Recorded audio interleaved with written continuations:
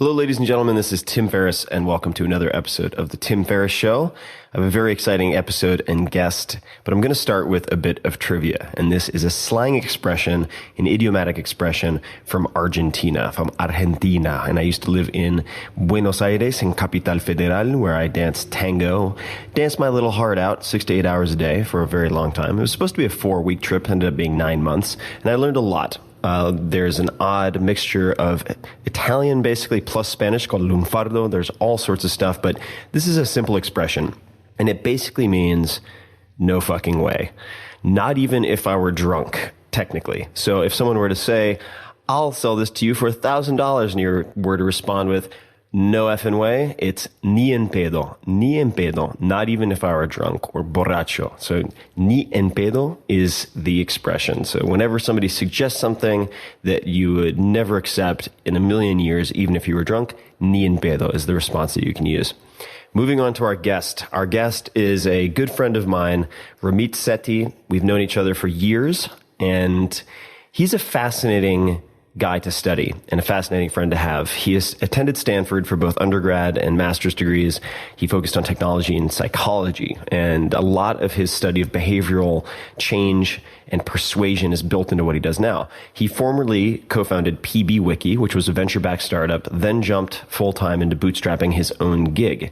He built up his own personal finance site to probably at this point more than 500,000 readers per month, and has turned it into a revenue-generating machine. And I don't say that lightly. I know a lot of very, very adept business people, and this is one of the most understated just monsters that is churning out revenue that very few people are talking about. In any case, he does believe that money is only a small part of being rich. So we'll talk about certainly the tactics. We'll talk about the fact that he went from venture-backed startup to bootstrapping and what some people might derisively call a lifestyle business.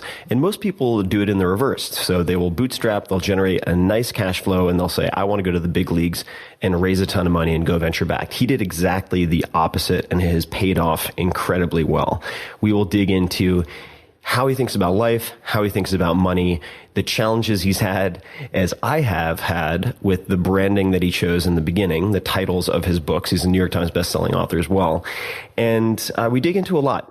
So I will let you enjoy this. It is going to be a 2-part interview. This episode is brought to you by the Tim Ferriss Book Club, and I really hope that you check it out. I do read a lot, probably 3 to 4 books a week, and the Tim Ferriss Book Club is a very short list of the few books that have had a huge impact on my life. To see those books, and there are only 4 to 6 of them, and get free samples of all of them, visit audible.com/timsbooks. audible.com/timsbooks, and I will be continually adding to that once every month or two. Last but not least, before we get started, I'd like to offer an opportunity to everyone listening. People ask me all the time about mentorship, and my answer is always the same. I never do mentorships. Why would I want to take on an unpaid part-time or full-time job on top of everything else that I'm trying to do and create and have fun with? So the answer is always no. Things have changed a little bit. There's an opportunity to join me, Richard Branson, Seth Godin, and a bunch of others for nearly a week on Necker Island, which is Richard Branson's private island. And we will mentor you in your business and ostensibly in life if you have questions related to that, although I can't promise you answers. It's an incredible opportunity. To check it out, just go to shopify.com/Tim. That's Shopify, SHOPIFY.com/Tim. This is not something that you can just pay for and join. It is a competition. It's super cool. I recommend you check it out. And now, without further ado, I'd like you to meet Ramit Sethi. Thank you for listening. Optimal minimal. At this altitude, I can run flat out for a half mile before my hands start shaking. Can I ask you a personal question? Now would seem an appropriate time. What if I did the opposite? I'm a cybernetic organism, living tissue over a metal endoskeleton.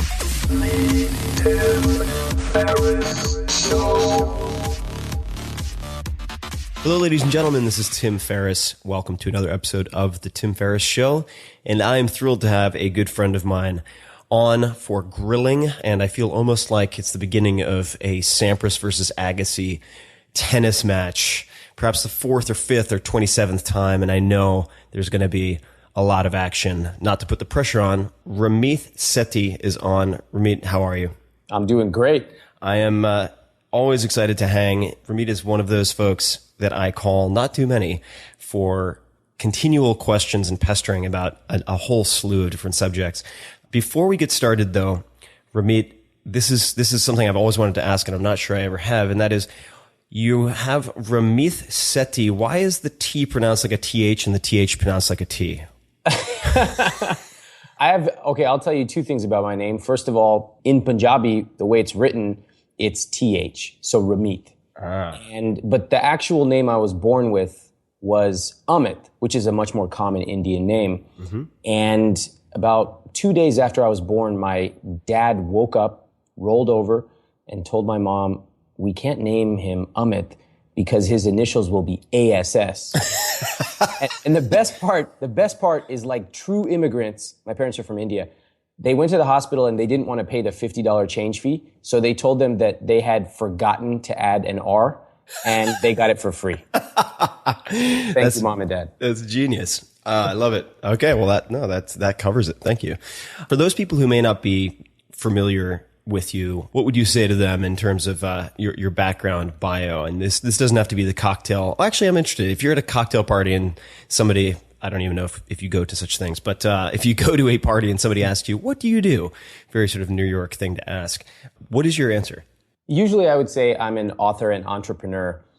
I used to say I'm a writer, and then the immediate response would be, oh, my cousin's son is a writer. He's been working, and I was like, your cousin's son is not a writer. He's unemployed.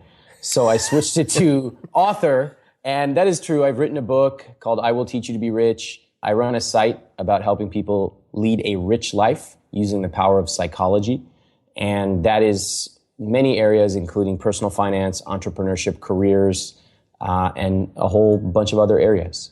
And I've always felt a close kinship with you, or at least since the very early days, because we've both been blessed and cursed with very memorable brand names that make us both seem like we should be on after the rotisserie chicken at 3 a.m.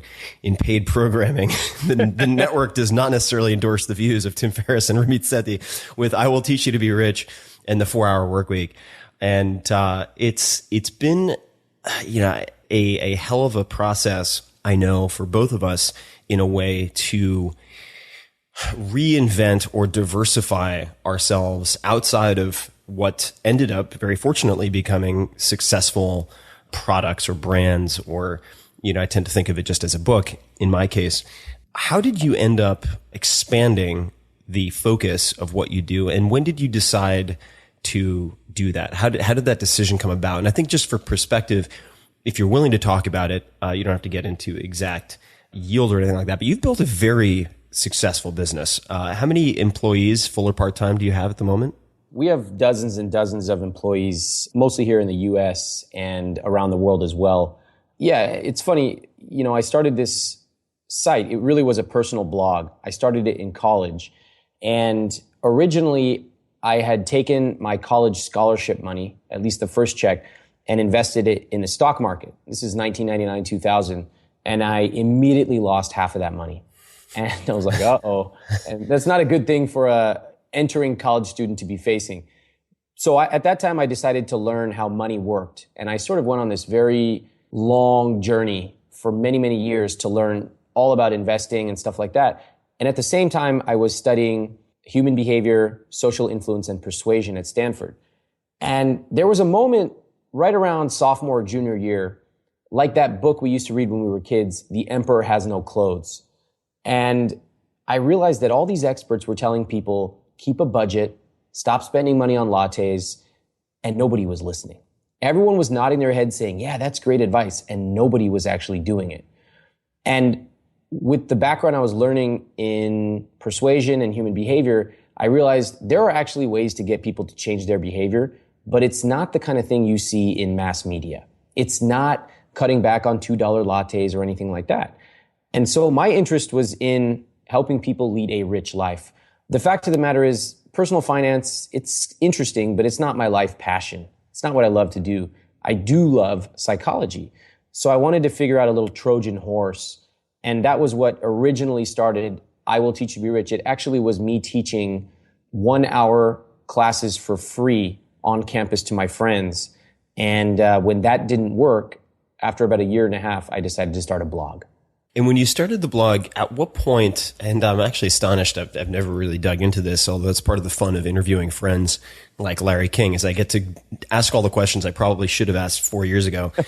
At what point did you, because you've done a great number of different things, including working for startups or with startups, and what were some of the early wins or moments that convinced you or led you to believe you might be able to make a full-time go out of either the blog or writing a book or anything as a solo entrepreneur, and obviously later building a company? But what were the early indications that gave you confidence? There were 2 or 3 pivotal moments for me. Keep in mind that this was a personal blog. It was so low budget that I did not make a cent for 3 years. I didn't charge. I didn't put ads. I didn't want people to think that I started a site called I Will Teach You to Be Rich just to make money. And I also had a lot of invisible scripts or psychological barriers around selling. I think most of us do when we start. So what happened was I started writing, and I just wanted to write the best material for my friends and for people like me. And after about 6 months, nobody read my site for 6 months. In fact, you can go look at those posts right now. There's 0 comments on them. I kept emailing the Wall Street Journal, and I was like a cocky college kid. So I literally said, you guys are great, but you need someone who can help you relate to a young audience. And I could write for you. In fact, I'll do it for free. And they were like, how'd you get my email address? Back then, people didn't put their email addresses out there. So, maybe I'm blessed or cursed with this persistence. And, well, I call it persistence. I think they call it badgering. But I would just email them every couple months, and I would say, hey, here's an update. Here's a post I wrote, or, oh, I gave a talk, wherever. And finally, I remember I believe it was December of 2004. A reporter called me and said, we're doing an article on personal finance bloggers. I'd love to feature you. And that was pivotal moment number 1. I still remember that day I got 9,000 visitors to my site, which was a huge deal. So that really taught me the fact that most people would have just given up, and sometimes just staying in the game a little longer than others really helps take you to the next level. The next pivotal moment, this one actually taught me that this could be a business. So I had started writing, and at a certain point I was getting a lot of readers. And I just decided one day, I want to try to sell something and see what happens. And again, this is all public. It's all on the site right now. You can still dig it up. I created an ebook in December 2006 called Ramit's 2007 Guide to Kicking Ass. I mean, I have a real weird thing about names, product names. It always gets me in trouble. So I had such low self-esteem about anyone actually buying this that I priced it at $4.95, which I thought was crazy. I apologized in the blog post. I said, sorry guys, I know you could probably find a lot of this stuff for free online, and then I didn't have any fulfillment set up. Like if people bought it, I was just going to wait for the PayPal order to come in and then manually email it to them. How long was the ebook? Oh, it was like 30 pages. Got it. And what happened was there were a lot of people that day that called me a sellout. And now this actually was the beginning of a whole new chapter for me. If you've ever done anything creative, you know how much it hurts when somebody says, you're a sellout, or, I will teach Ramit to be rich. And it was actually infuriating because I'd been writing this site for free for 3 years, almost every day. And all of a sudden, for the first time, I sell something for $5 and I'm getting this kind of flack. But what I discovered was there were a few vocal complainers, and yet like hundreds and hundreds of people were buying this thing. And in fact, the people that bought it were way more likely to open it, to read my material, to open emails, things like that.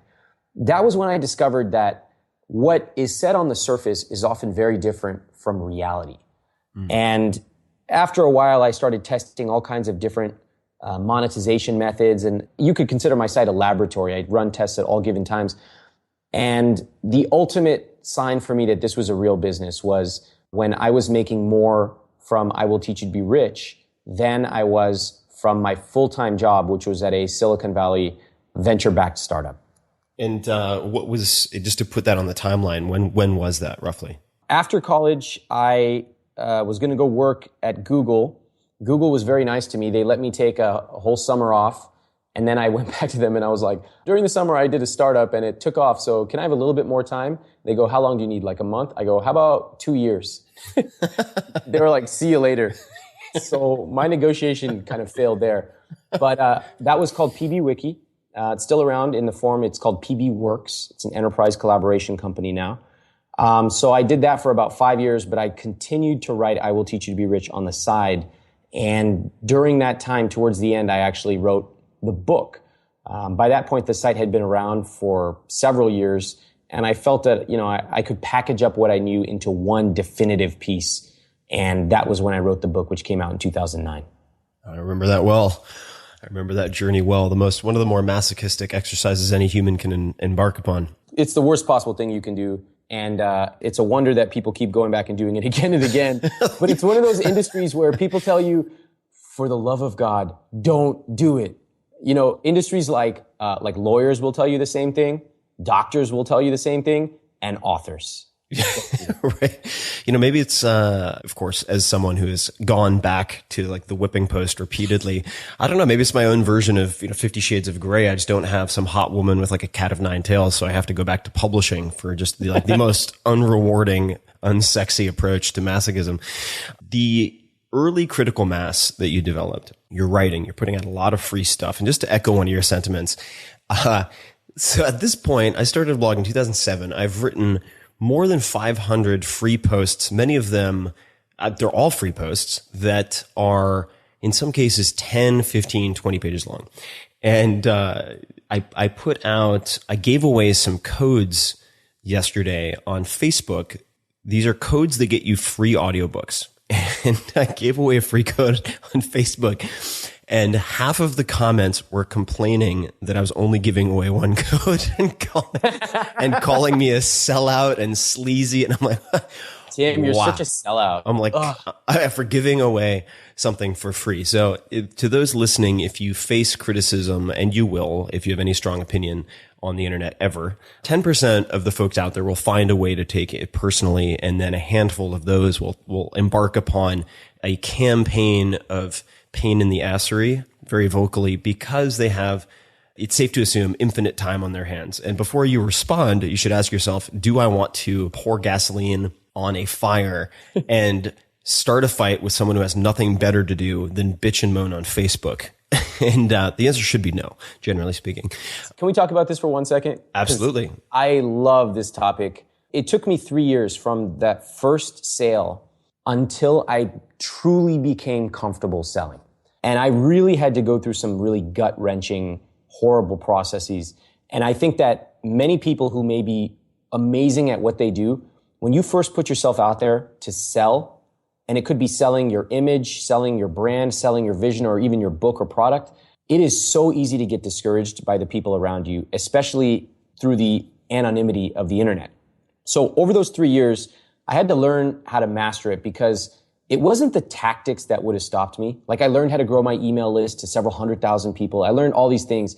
But you wake up every day and you open up your comments and you just hear people saying, like, I hate you, go back to India, what a scammer. I'm like, first of all, I was born in India and I have one more spelling bees than you can even fathom. So who are we talking to here? But what I really learned was I had to master the psychology of learning how to handle critics. Because ironically, the better you get, the more exposure you get, the more critics you're going to get. And that's something I didn't expect. I thought they would go away, but they actually got to be more. So I started cataloging these, I call them freeloader comments. So there's about 10 classic freeloader comments that people will say. Let me give you a link. I've cataloged all of them, my favorites over the last few years. It's at delicious.com/Ramit Sethi/freeloaders. And you're not going to believe how much detail I've gone into, but this is a pet hobby of mine. I know I'm a weirdo. So for example, people will be like, oh my God, that is ridiculous. $39 a month? That's crazy. maybe if it was $6 a month, then I would consider joining. This is a classic freeloader comment. And the first 10, 20 times they said it, I was like, oh my God, did I price it too high? I don't know what I'm doing. And then one day I was like, okay, how about I'll give it to you for $6 a month.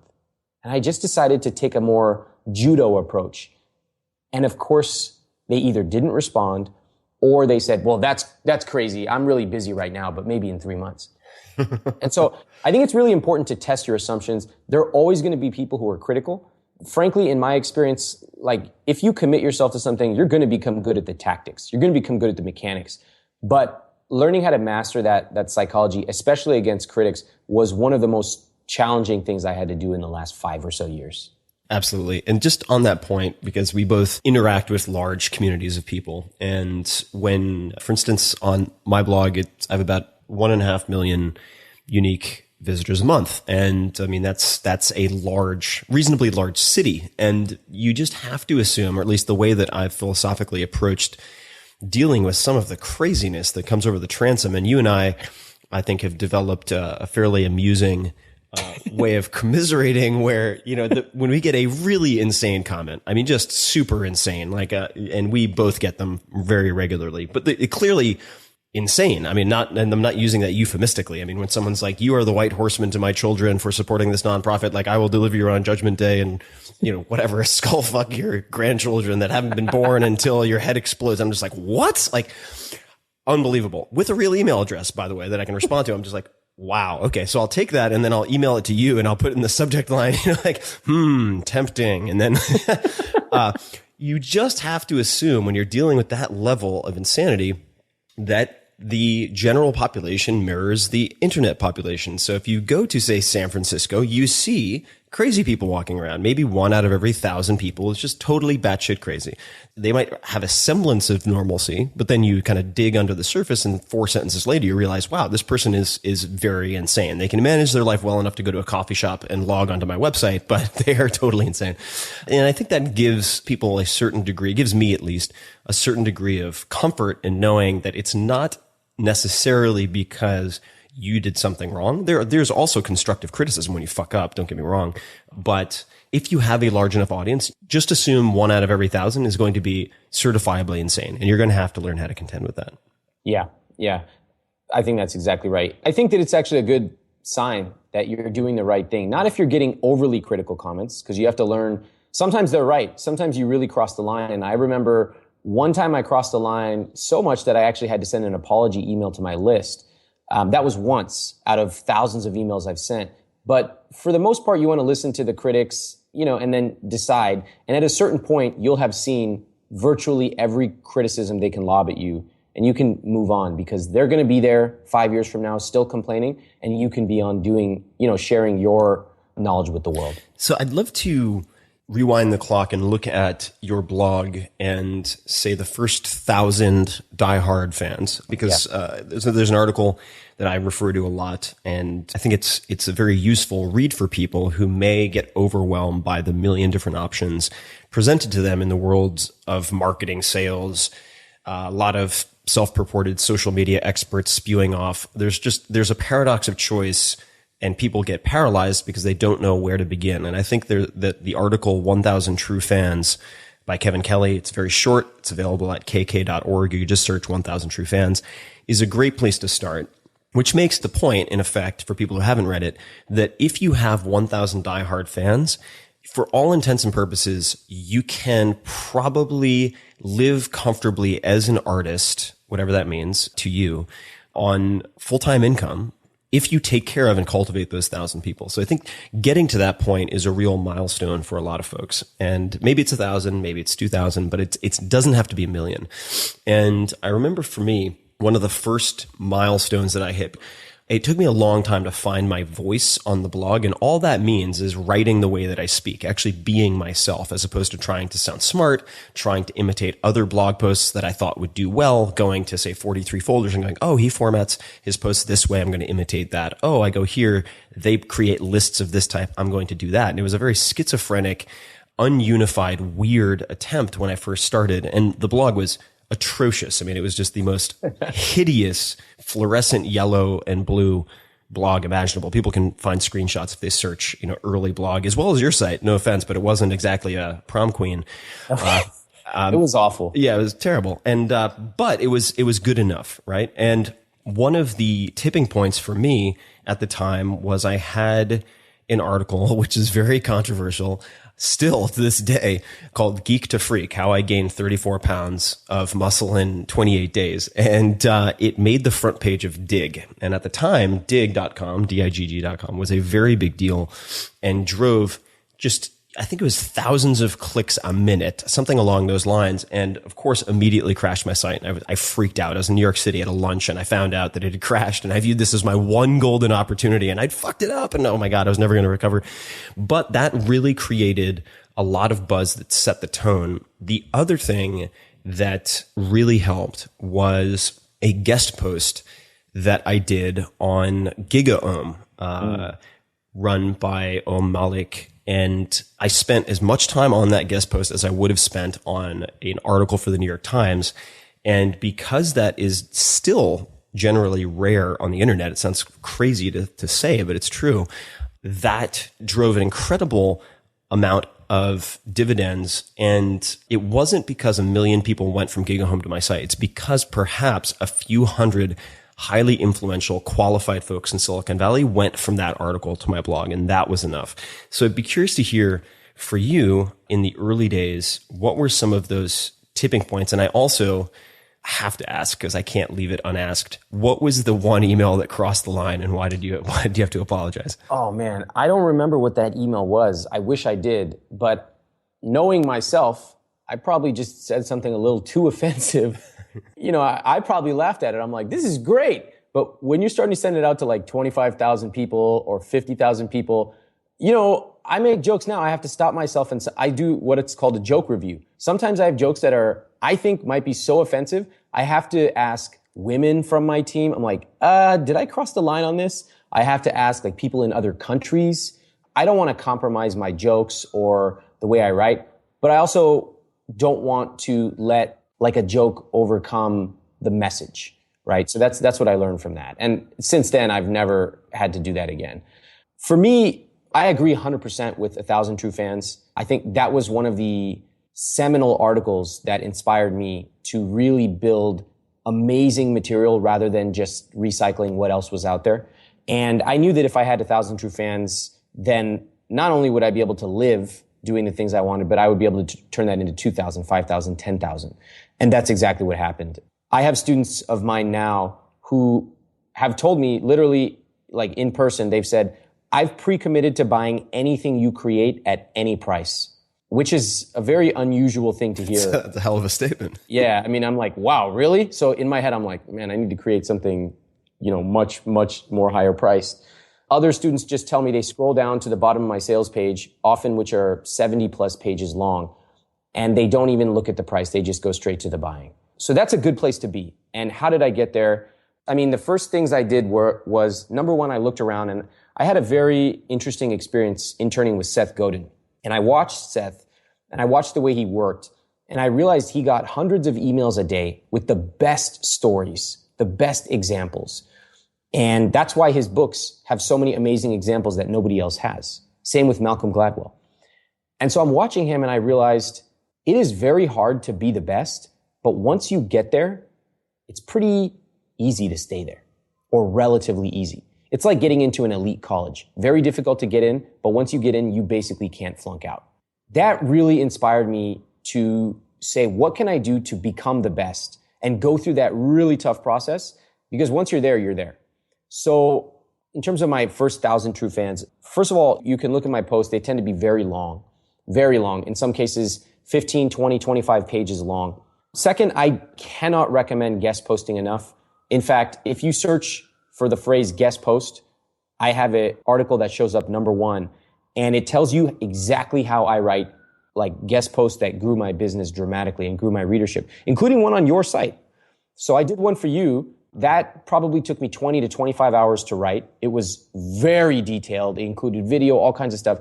And to this day, a lot of the people I meet, I ask, how'd you hear about me? And they say, oh, through Tim Ferriss.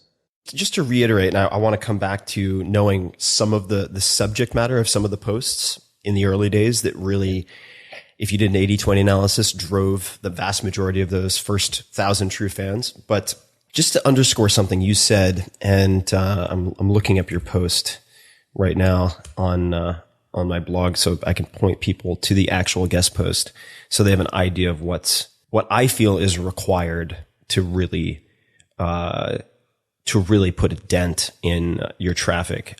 Yeah, boy, you're mentioned quite a few times on my blog. I think it was automating. Yeah, it's called The Psychology of Automation. The Psychology of Automation. So if you guys go to 4hourblog.com, just all spelled out, and then search automation and Ramit, it'll pop right up. And another good example is hacking Kickstarter. I mean, how to raise $100,000 in 10 days, which was written by an entrepreneur named Mike Del Ponte.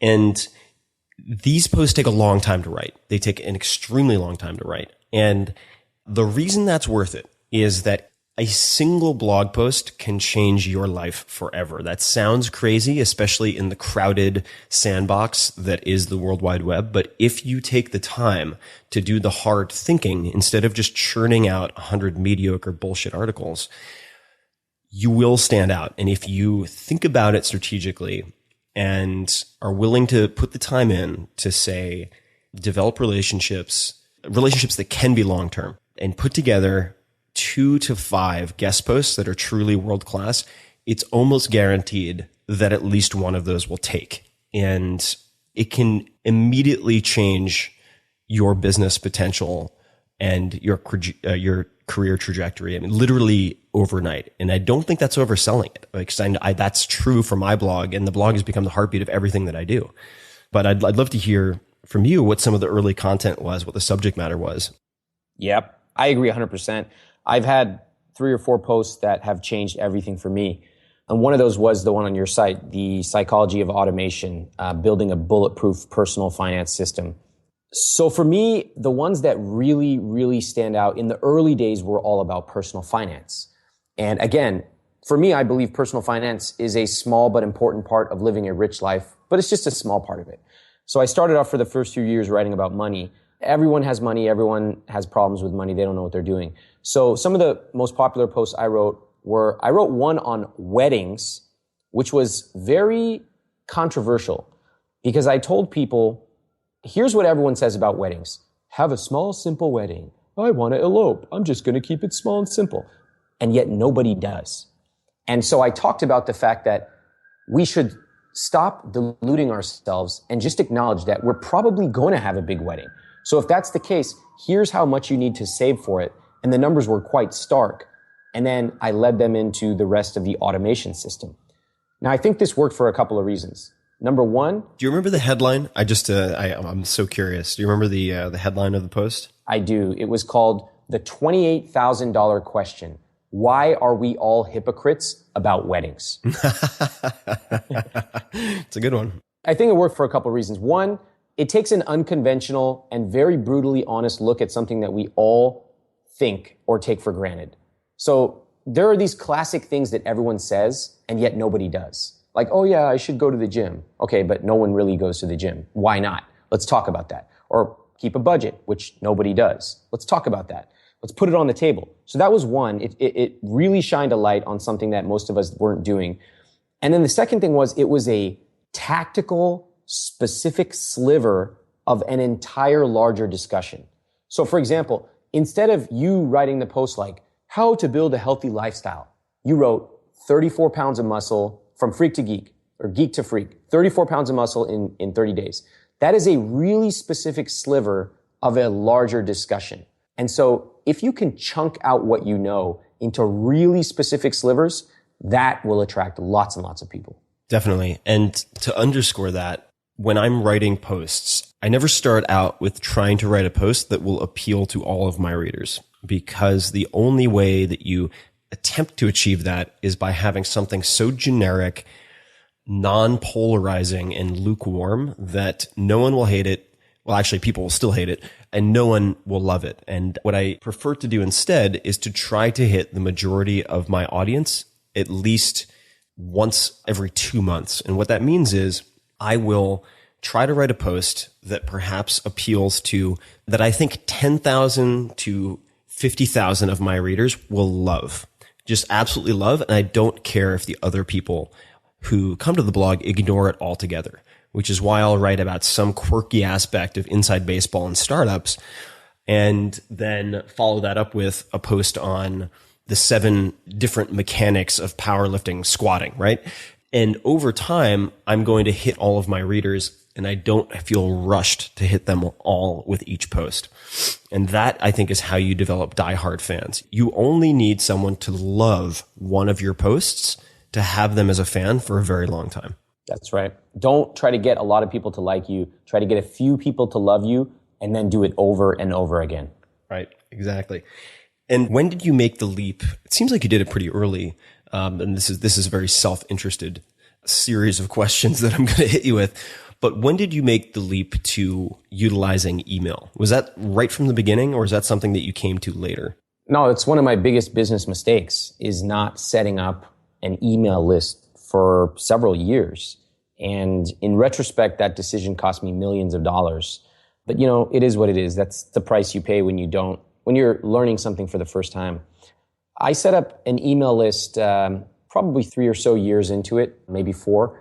And at that point, I didn't have any sophisticated knowledge of email.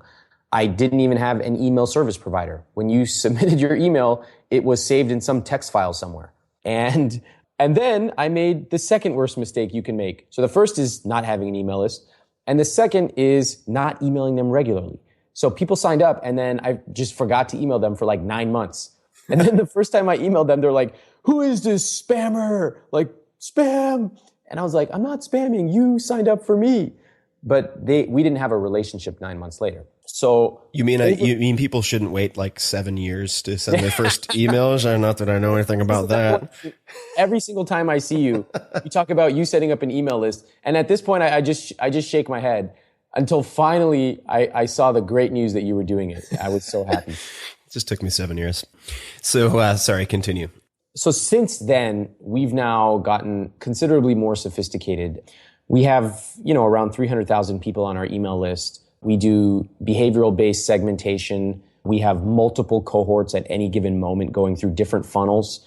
We send millions of emails a month with multi-million different types of combinations of email funnels. And we generate roughly 99% of our revenue through email. So I apologize to pause, just to define some of those terms for folks. So behavioral segmentation would mean if someone signs up through one form and then they click on something in the first email, they go into a certain group. How is that split out? Yeah. Well, what most people do when you sign up for an email list is you sign up for an email list and they'll send an email and it goes to everyone on the list. Right. It makes sense. It's pretty simple. We did that for many years.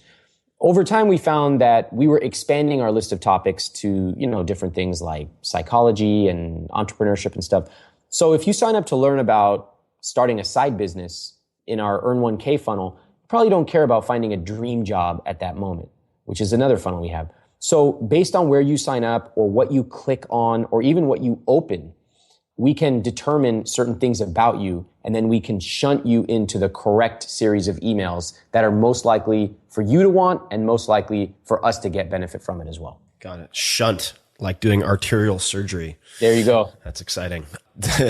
So what are some of the other either best practices or common mistakes that people make? So best practices that you've devised or common mistakes that people make when it comes to email management or emailing in general? Yeah, so we do things a little differently, and we're pretty rigorous about testing. And one of the things I learned is that there's a lot of best practices out there about email, but almost no one tests it.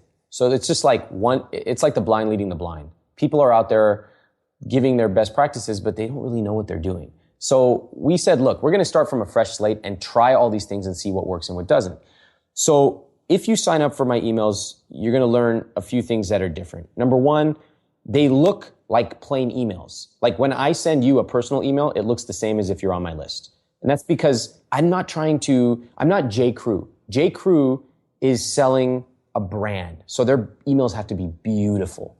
My emails look like I'm writing to you because I want to be your friend, right? At scale. And so that's why my emails appear to be really simple. Behind the scenes, there's a lot of stuff going on, but they appear to be like, I just jotted you a note, which is exactly what I'm writing to you. So that's number one. Got it. So no header, no graphics. Yeah. None of that. Straight, simple, use your name, hello, and then I end like, hey, talk to you soon, Ramit, like that. Got it. All right.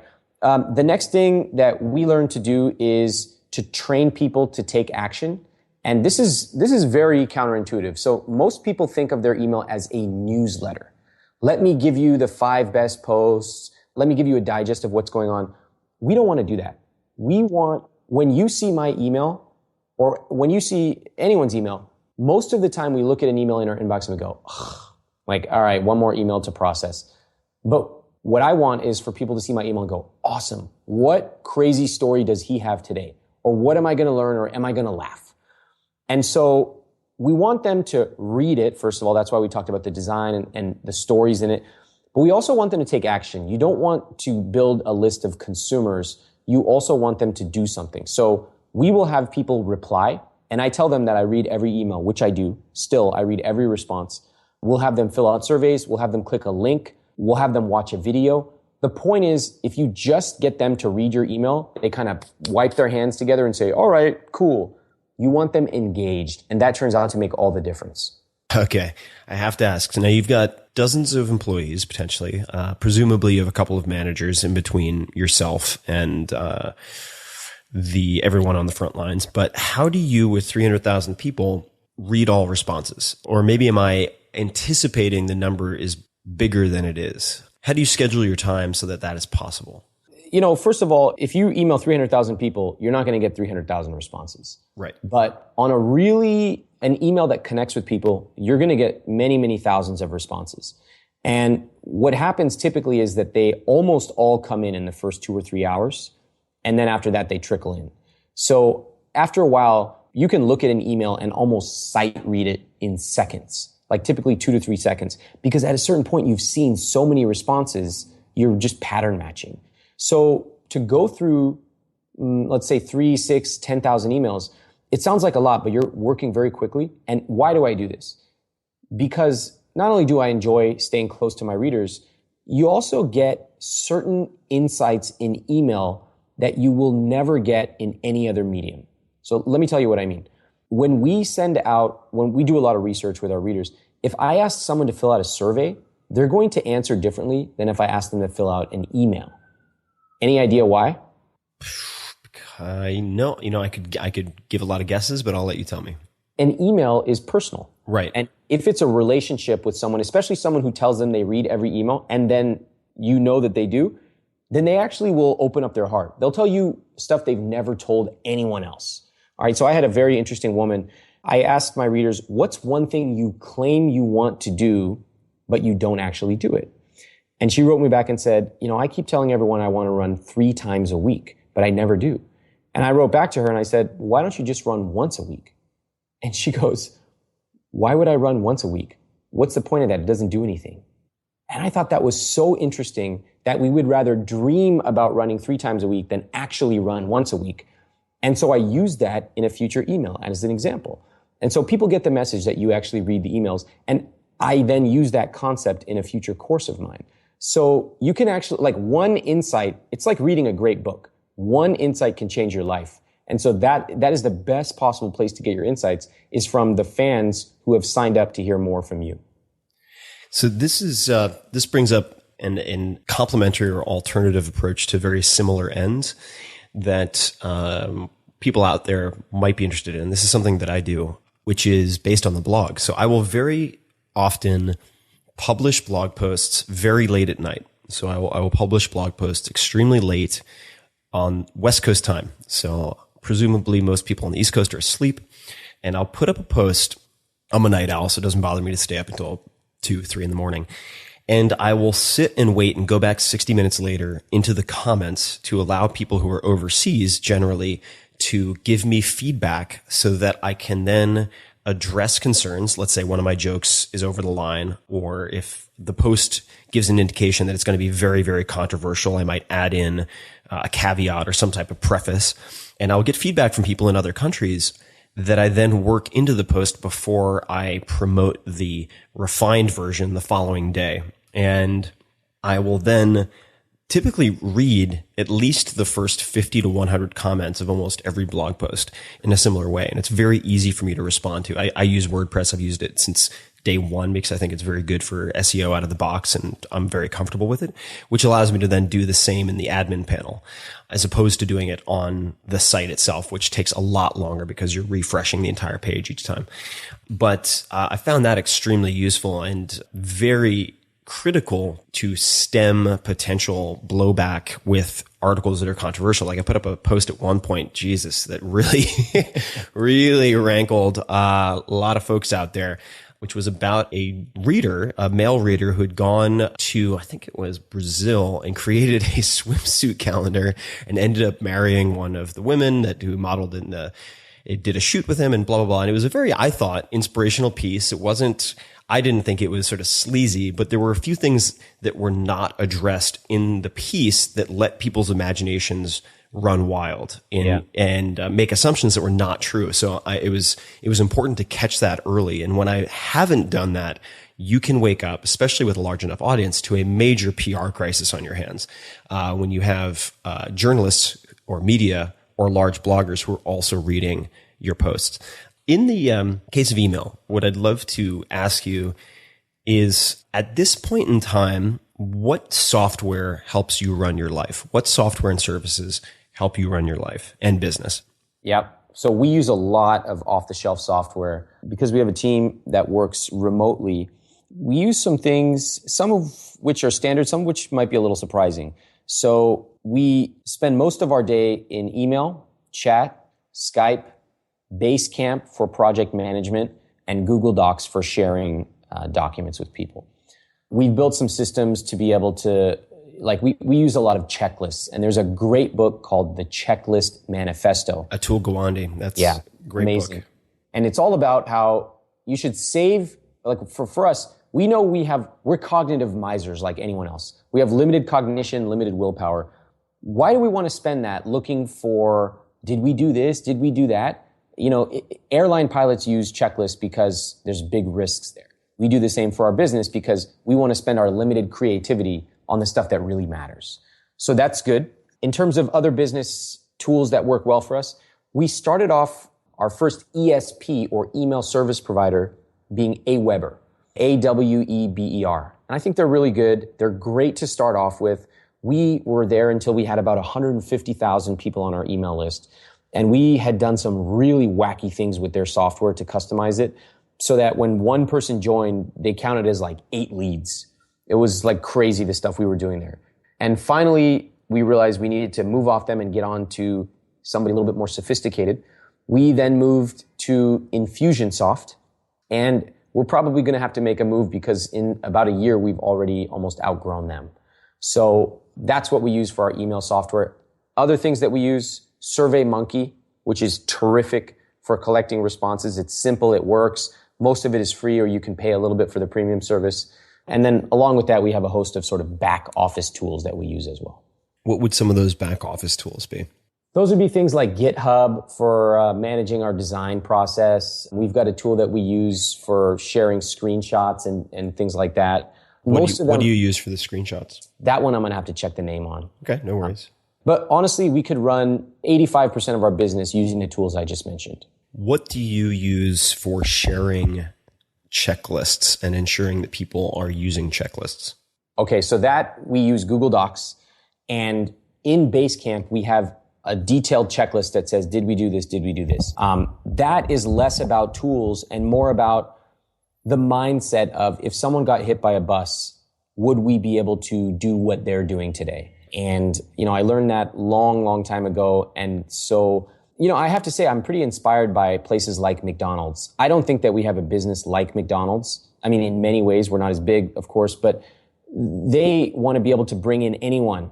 And within 30, 40 minutes, an hour, they're on the line cooking. We don't want to do that, but I am inspired by them, by the sense that if someone got hit by a bus or quit, that their system could go on. It's reproducible. And so we have taken a lot of steps to make sure that we put those systems into place. And I think that's something I would challenge every entrepreneur to do. I went through a lot of challenges saying like, no one can do this as well as me, or no one can do that. Like at this point, I don't even know how to send an email out to my own email list. someone else does it. I have no idea how it works. You're going to arrive at the office or at your house and be locked out, fired from his own company. Yeah. A couple of other tools people might find helpful. I also use Basecamp, and a lot of people use Basecamp. I think it's a great tool. I also use Asana, and I've been experimenting a lot with Asana, which is an interesting alternative to Basecamp that was co-created by Dustin Moskovitz, co-founder of Facebook. I do not use Google Docs much, partially because I spend a lot of my time offline working, and I've been frustrated in the past when I've been unable to access Google Docs. So I'd love to come back to that and get your 2 cents on it.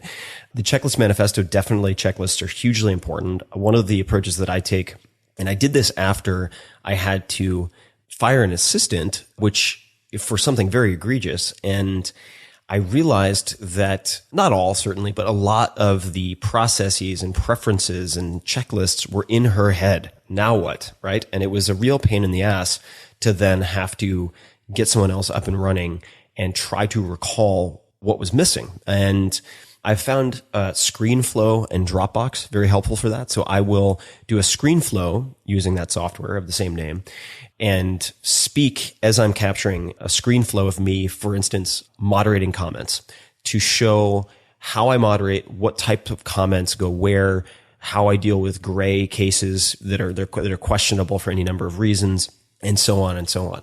And I then put these into Dropbox, into basically a process folder, and that is accessible to anyone who may work with me who needs to see how something is done, which I found very, very helpful. SurveyMonkey, definitely. They bought a company called Wufoo. I've used Wufoo and SurveyMonkey both for a very long time.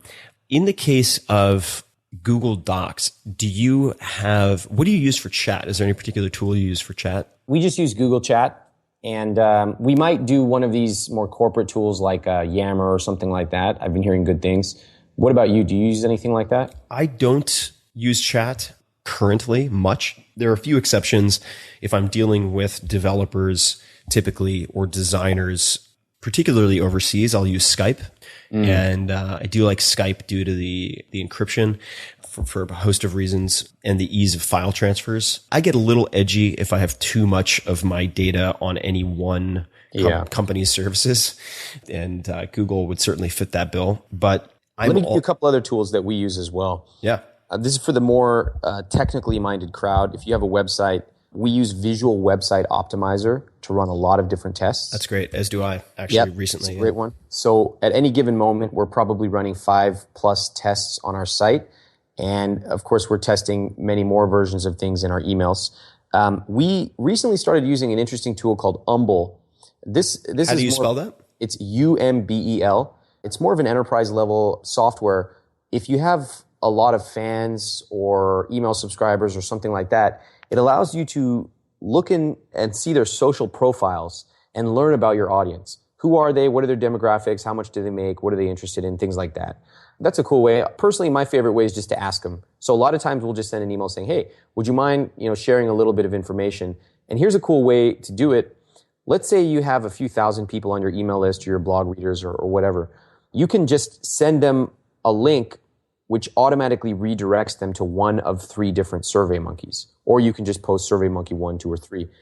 In this way, you can get a lot more responses pretty quickly. We tend to limit our surveys to about 5 questions. So if we send an email out, we can fill up 4 or 5 SurveyMonkeys in, a matter of minutes. And we want to ask things like, who are you? What are your biggest challenges? What have you tried to do to solve X? And when I do surveys, I love qualitative responses. So SurveyMonkey is great for that. Now, when you say SurveyMonkey 1, 2, 3, and 4, why do you have 4 different surveys? Because I don't want to have to create a survey with 20 questions. No one's going to fill that out. And so I'd rather create 4 different surveys with 5 questions and send it to a bunch of different people. I see. So those you have 4 sets hypothetically of 5 questions, and you're just splitting your list up into 4 different segments. Exactly. And got it. Yep, that makes a lot of sense. How do you think, of course, I just started emailing, so I'm actually a bit of a funny case because I have absolutely no experience really emailing, yet I have big enough numbers to make catastrophic mistakes and just suffer like the wrath of God tsunami of like regret if I do anything wrong, which is a very anxiety producing place to be, needless to say. It's like, oh, great. You've had a week of gymnastics. You're going to be in the finals at the Olympics tomorrow. Good luck. And I'd be curious to hear, I don't know if you've seen any of the stuff that I've sent out, but what would you change? What would you improve or test with how I'm approaching things currently? Well, one of my general life philosophies is don't try to be 40 before you're 40. So I just turned 37. I'm in no rush to get there, but I don't think that's what you mean. It's funny how many of us, we want to jump ahead and do all these like really sophisticated things. And I'm no exception. Like every time I start something new, I want to jump to what all the best people in the world are doing and try to copy them. But of course, you have to go through the pain and the fire to be able to get there. And I think email is a great example. Like right now, you have a huge list, a huge amount of people. Like I've seen your emails. I'm on your email list. I think they're great. I think they're a great way to start. Ultimately, like having known you and having read all of your stuff, I think people want to hear your voice in the emails. And one of the classic things when people start off, they just list, here's a list of all the things I've been writing about or stuff like that. And I think that's a fine way to get your feet wet. But ultimately, I'd like to hear the stories of what you've been doing. I'd like to hear more narrative. I'd like to get inside your life a little bit. What is the life of Tim Ferriss, this mysterious, charming man? I'll give you mysterious. Charming is definitely TBD. Cool. Anything else come to mind? Let me tell you one best practice that people share as if it is the law of God, but it's actually not true at all. So there's this movement, particularly in Silicon Valley, but everywhere, where people say, everyone has too many emails. People are they want to get to inbox zero. So if there's one thing to know, it is quick, to the point, quick. Write your email, 5 sentences or less. And that's just not true at all. We know it. We've tested it experimentally. We know it for a fact. Many of my emails are 10, 15 pages long. In fact, there's a very sophisticated marketer who wrote even longer emails. And people said to him, who reads this stuff? Would anyone even read to the end? Who does it? And he laughed and then he said, only the buyers. Okay. And so the point is, it's a very Alec Baldwin response. Yeah. If your material is good, if it is engaging, there's almost no maximum you can write. For example, like some of my sales pages, 72 pages long. Who reads that? Plenty of people read it. And they scroll to the bottom, they find the one link that says buy and they click it. So my point is not write longer. It's don't worry about space.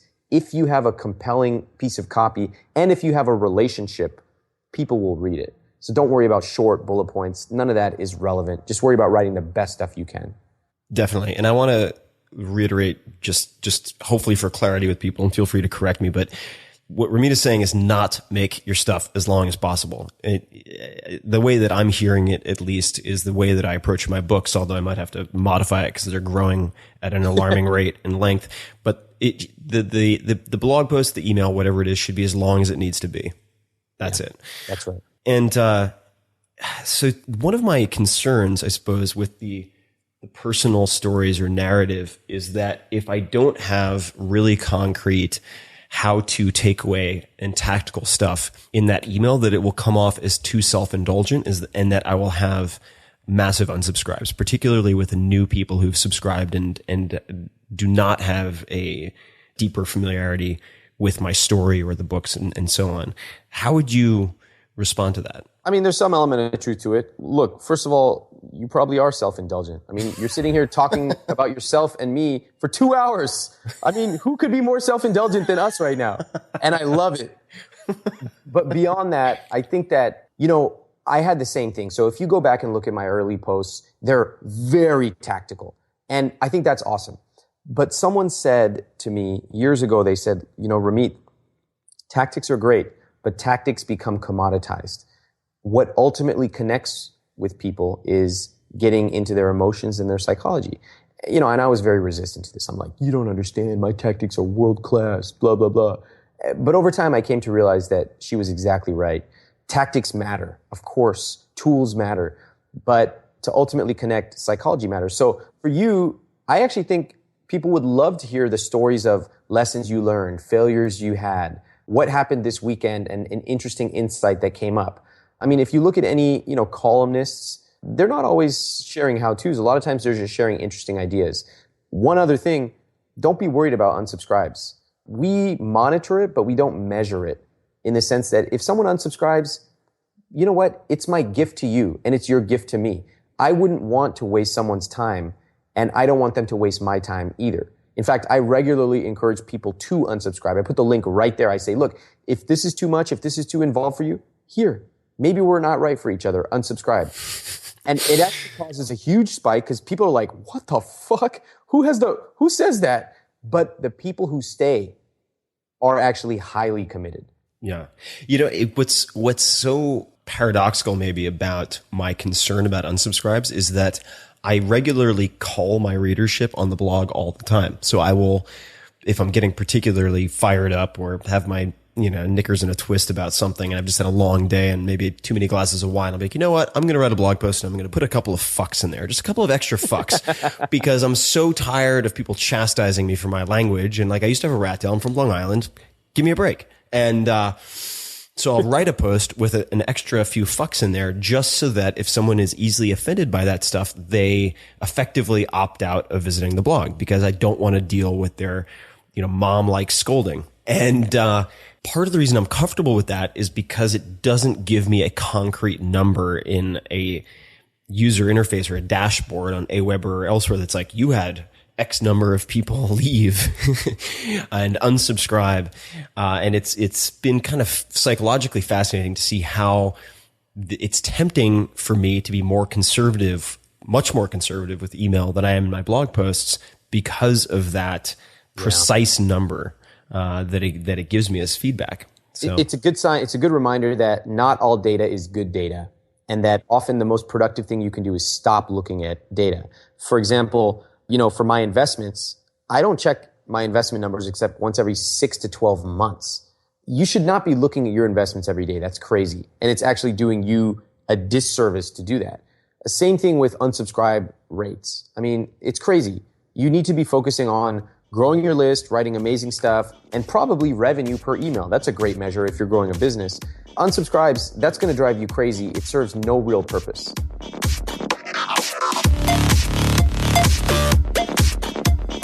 If you want more of The Tim Ferriss Show, you can subscribe to the podcast on iTunes or go to 4hourblog.com. FOURHOURBLOG.com, where you'll find an award-winning blog, tons of audio and video interview stories with people like Warren Buffett and Mike Shinoda from Linkin Park, the books, plus much, much more. Follow Tim on Twitter at twitter.com/tferriss. That's TFERRISS. Or on Facebook at facebook.com/Tim Ferriss. Until next time, thanks for listening.